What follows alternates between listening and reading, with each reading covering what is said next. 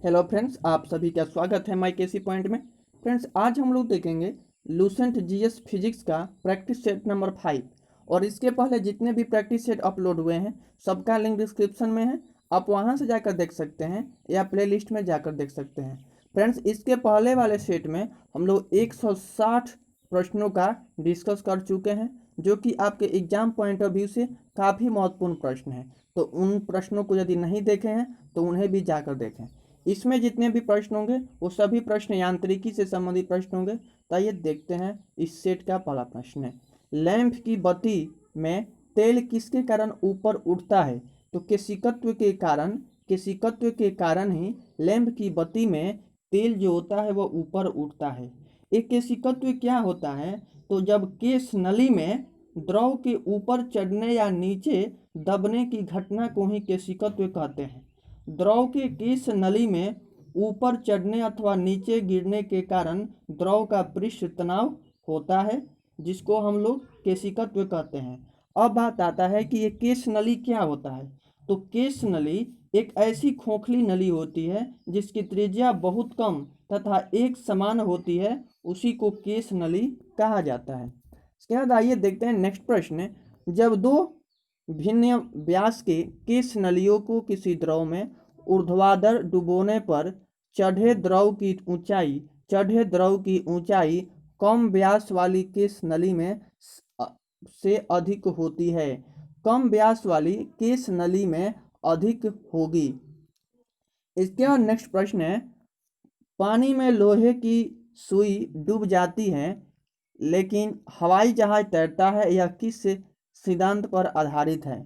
तो यह आर्किमिडीज के सिद्धांत पर आधारित है कि पानी में लोहे की सुई डूब जाती है लेकिन जहाज जो होती है वह तैरता रहता है। यह किस सिद्धांत पर कार्य करता है? तो आर्किमिडीज के सिद्धांत पर कार्य करता है। यदि आर्किमिडीज का सिद्धांत आप नहीं जानते हैं तो हम आपको आगे बताएंगे, इस वीडियो को कृपया पूरा देखें। इसके बाद नेक्स्ट प्रश्न है, आर्किमिडीज का नियम किससे संबंधित है? तो पुलमन का नियम से संबंधित है ये आर्किमिडीज का नियम। इसके बाद नेक्स्ट प्रश्न है, जब कोई वस्तु किसी द्रव में पूर्णतः या आंशिक रूप से डुबोई जाती है तो उसके भार में कुछ कमी प्रतीत होती है तथा उसके भार में आभासी कमी उस वस्तु के द्वारा हटाए गए द्रव के भार के बराबर होती है। यह सिद्धांत है आर्किमिडीज का सिद्धांत है। यही सिद्धांत क्या है? यह आर्किमिडीज का सिद्धांत है।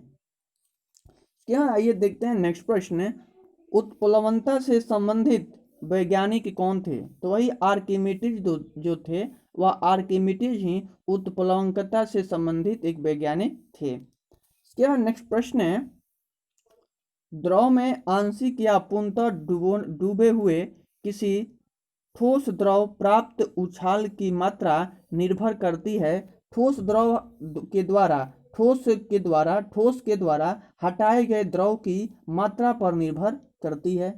नेक्स्ट प्रश्न है, जल पृष्ठ पर लोहे के टुकड़े के न तैरने का कारण क्या है?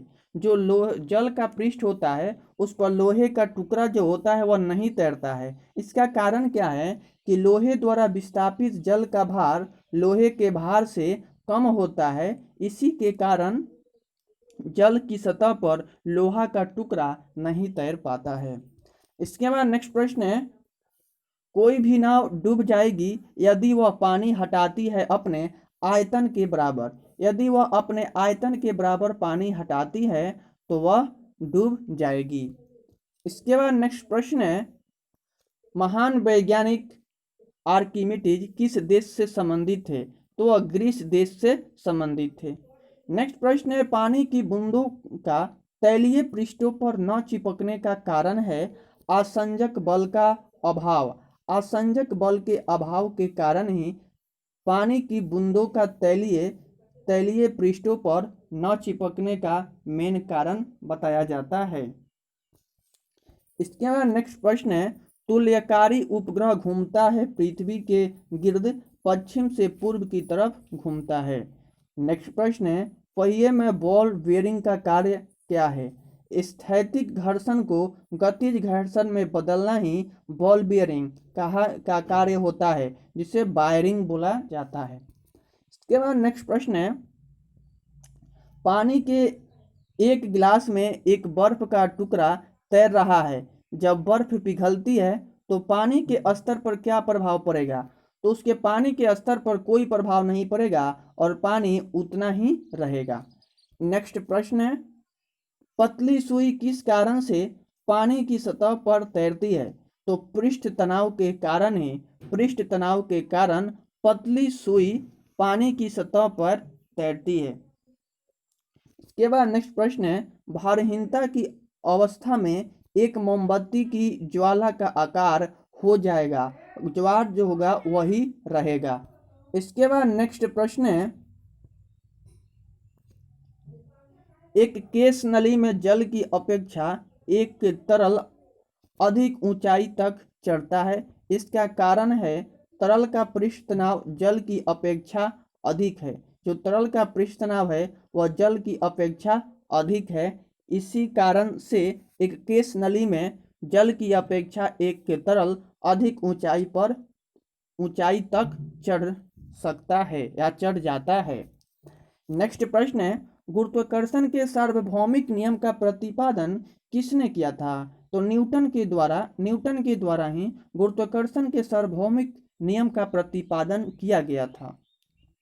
नेक्स्ट प्रश्न है, ऊर्जा संरक्षण का आशय है कि ऊर्जा का न तो सृजन हो सकता है और न ही विनाश हो सकता है। इसके बाद नेक्स्ट प्रश्न है, पृथ्वी का पलायन वेग क्या है? तो 11.2 किलोमीटर प्रति सेकेंड पृथ्वी का पलायन वेग है। नेक्स्ट प्रश्न है, पास्कल इकाई है, पास्कल इकाई दाब की इकाई है पास्कल। नेक्स्ट प्रश्न है, क्यूसेक से क्या मापा जाता है? जल का बहाव। क्यूसेक के द्वारा ही जल का बहाव मापा जाता है। फ्रेंड्स, इसमें जितने भी प्रश्न दिए गए हैं सभी प्रश्न आपके एग्जाम पॉइंट ऑफ व्यू से काफ़ी महत्वपूर्ण है और सभी फिजिक्स का प्रश्न है जो कि आगामी एग्जाम के लिए काफ़ी महत्वपूर्ण है। तो कृपया इन सभी सेटों को अच्छे से प्रैक्टिस करें। इसके बाद नेक्स्ट प्रश्न है, किसी पिंड का भार ध्रुवों पर सर्वाधिक होता है। किसी भी पिंड का भार जो होता है ध्रुवों पर सर्वाधिक होता है। इसके बाद नेक्स्ट प्रश्न है, जब किसी वस्तु को पृथ्वी से चंद्रमा पर ले जाया जाता है तो उसका भार घट जाता है। जब किसी वस्तु को पृथ्वी से चंद्रमा पर ले जाते हैं तो उसका भार जो होता है वह घट जाता है। नेक्स्ट प्रश्न है, विद्युत धारिता का मात्रक क्या है? तो फैराड। विद्युत धारिता का मात्रक ही फैराड है। इसमें नेक्स्ट प्रश्न है, विद्युत विभव का मात्रक क्या है? तो विद्युत विभव का मात्रक है वोल्ट। नेक्स्ट प्रश्न है, विद्युत आवेश का मात्रक क्या है? कूलम। एक कूलम विद्युत आवेश का मात्रक है।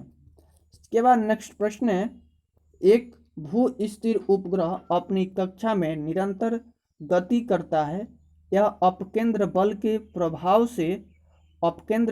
प्रभाव से होता है जो प्राप्त होता है पृथ्वी द्वारा उपग्रह पर लगाने वाले गुरुत्वाकर्षण से वह प्रभावित होता है। नेक्स्ट प्रश्न है, स्वचालित कलाई घड़ियों में ऊर्जा मिलती है। हमारे हाथ के विभिन्न संचालन से ही स्वचालित कलाई घड़ियों में ऊर्जा मिलती है। नेक्स्ट प्रश्न है, जब कुएं से पानी की बाल्टी को ऊपर खींचते हैं तो हमें महसूस होता है कि बाल्टी पानी की सतह से ऊपर भारी हो गई है, यही महसूस होता है। और जो लोग पानी कुएं से निकाले होंगे उनको खुद महसूस होगा, उनको मालूम होगा कि पानी की सतह से ऊपर भारी हो जाती है। जब बाल्टी को पानी की सतह से ऊपर खींचते हैं तो बाल्टी भारी हो जाती है। तो वही पूछ रहा है कि पानी की सतह से ऊपर भारी हो गई है। फ्रेंड्स, इसमें जितने भी प्रश्न हैं सभी प्रश्न आपके एग्जाम पॉइंट ऑफ व्यू से काफ़ी महत्वपूर्ण है। तो यदि चैनल पर आप नए हैं तो प्लीज़ चैनल को सब्सक्राइब करें, साथ ही बेल आइकन को भी दबा लें ताकि आने वाला नोटिफिकेशन सबसे पहले आपको मिले। तो मिलते हैं नेक्स्ट वीडियो में, तब तक के लिए बाय, टेक केयर।